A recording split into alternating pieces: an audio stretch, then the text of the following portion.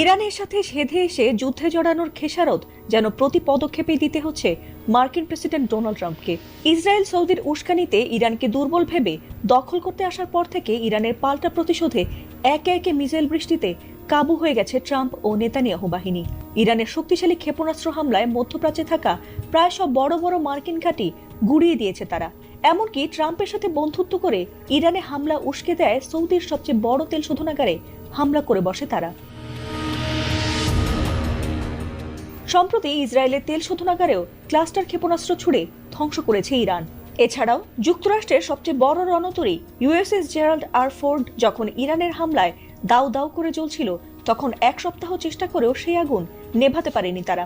এমনকি পাকিস্তানও নাকি নিজেদের দেশ থেকে আন্তঃমহাদেশীয় ব্যালিস্টিক ক্ষেপণাস্ত্র ছোড়ার পরিকল্পনা করছে যুক্তরাষ্ট্রের গোয়েন্দা